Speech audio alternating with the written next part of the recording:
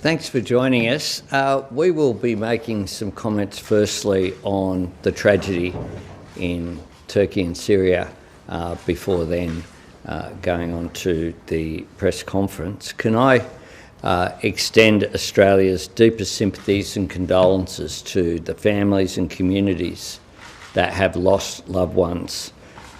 We have seen thousands of deaths and tens of thousands of injuries through this tragedy. These multiple earthquakes that have hit the region are having a devastating impact, and today I can announce that the Australian government will provide an initial $10 million in humanitarian assistance to those affected through our Red Cross and Red Crescent partners and through humanitarian agencies. Australia's assistance will target those in greatest need. Can I also say that for Australians who have family in the region, this will be a really difficult time.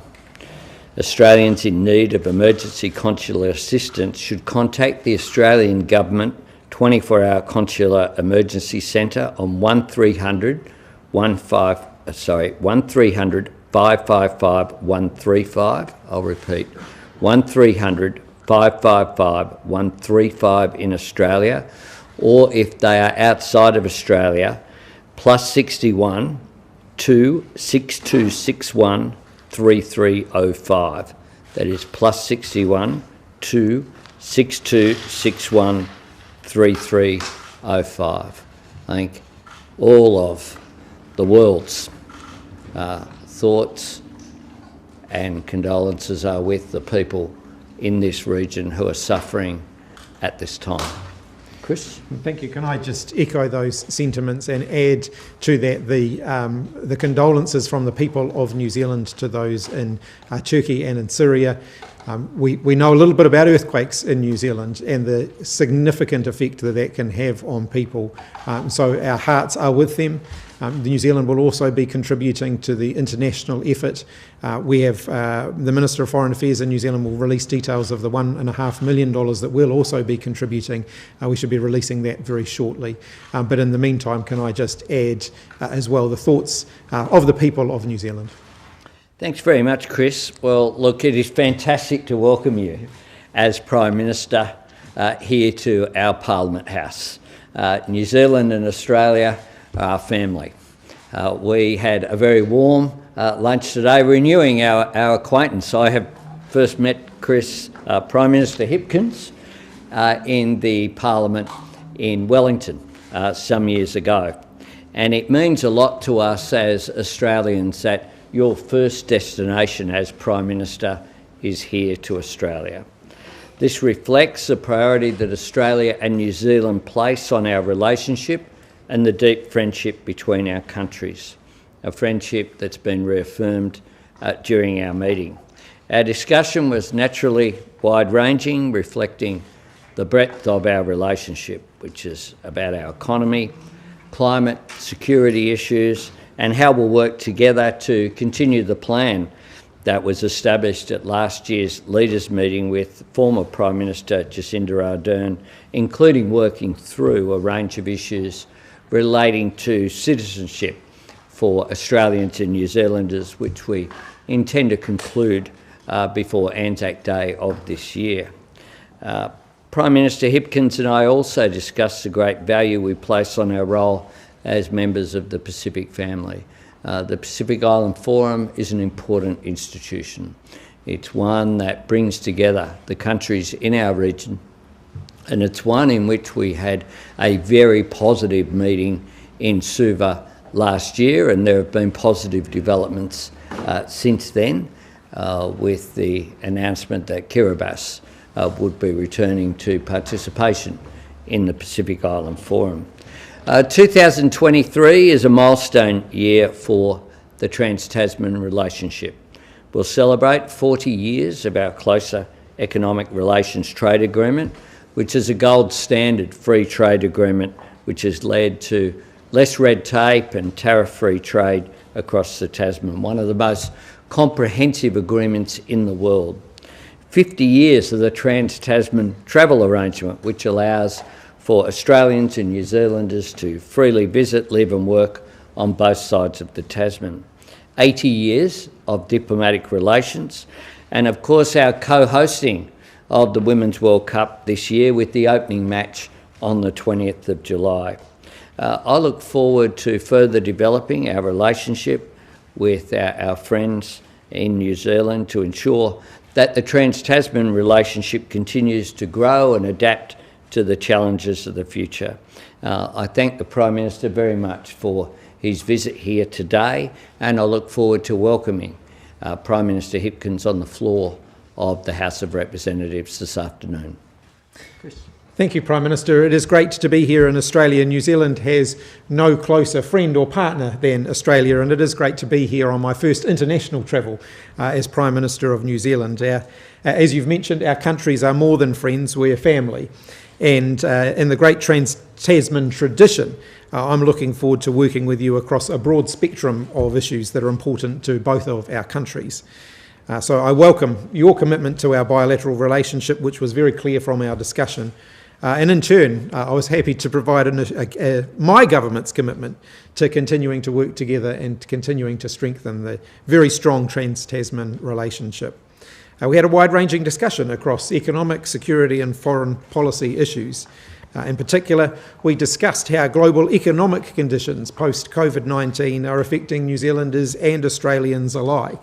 High interest rates, cost of living pressures affect families here and in New Zealand, and we share a lot of issues in common in that regard. But our countries don't have, many other countries don't have the same closeness as New Zealand and Australia, and that's something that we will never take for granted in New Zealand. We're able to tackle issues together in ways that other countries can't. So we were able to talk about the opportunities to continue to strengthen our relationship.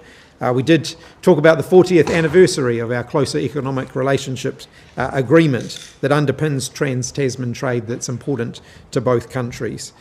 I echoed the words of my predecessor in matters around deportations, and we discussed the ongoing work that we have around addressing some of the issues regarding New Zealanders who live and work permanently here in Australia.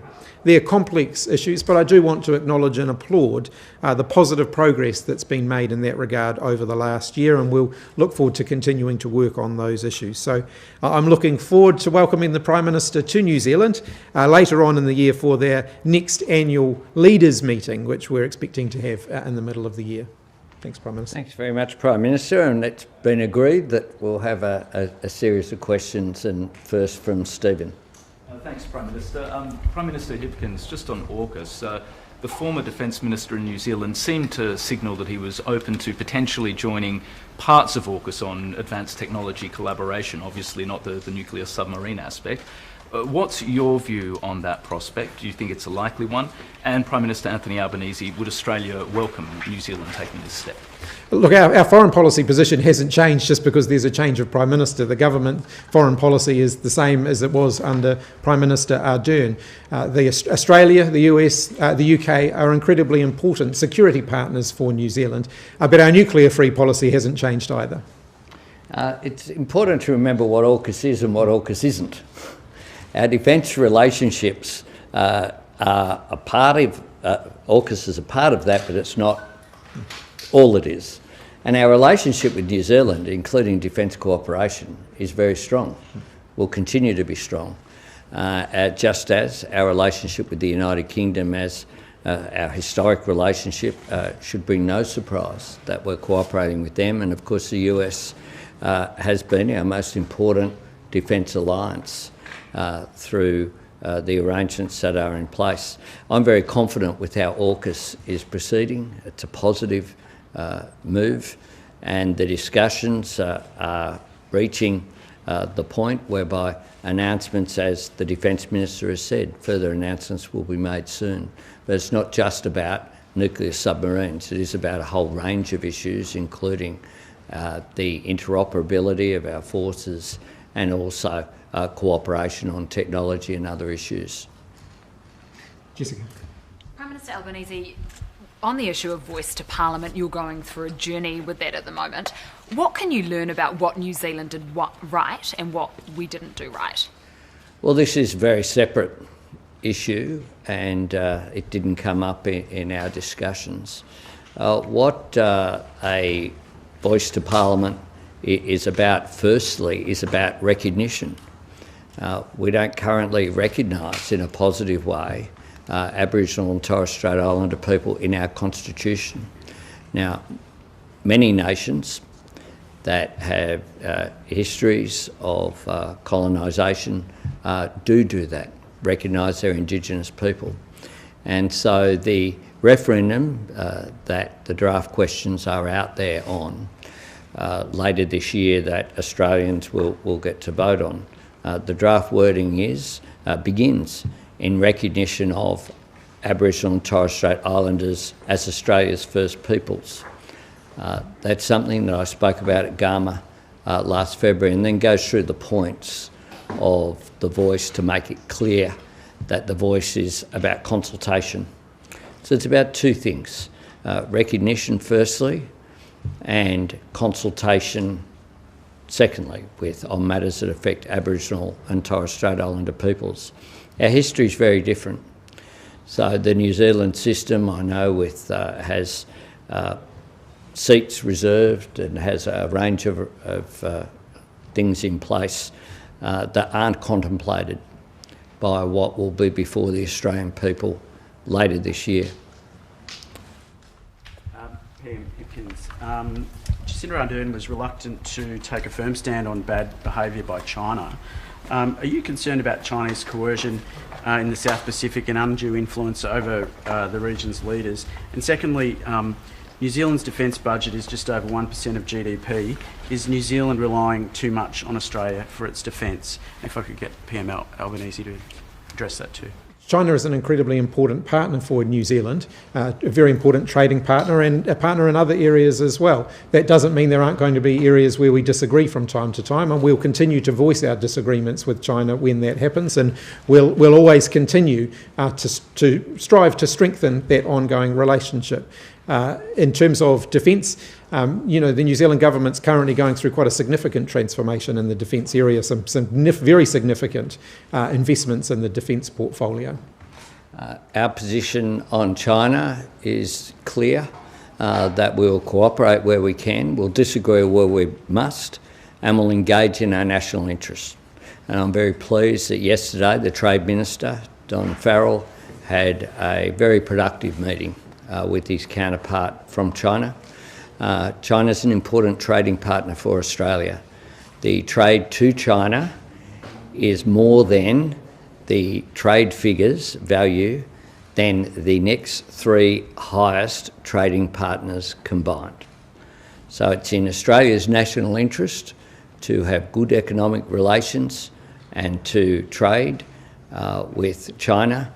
And it's also in China's interest to receive the goods that we have, which our wine, our meat, our barley, our other products, which are, in my view, at least equal first as the best in the world. I say diplomatically. When it comes to our first wager is about to emerge. I don't comment on New Zealand's defence policy. That's a matter for New Zealand. I'll comment on Australia's defence policy.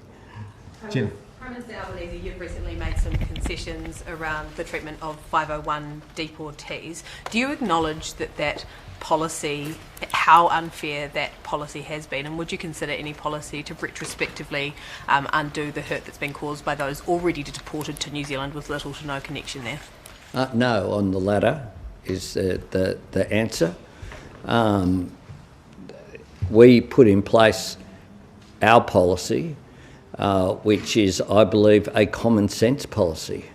We retain Section 501, deportations, the capacity to cancel visas and remove people who pose a risk to the community.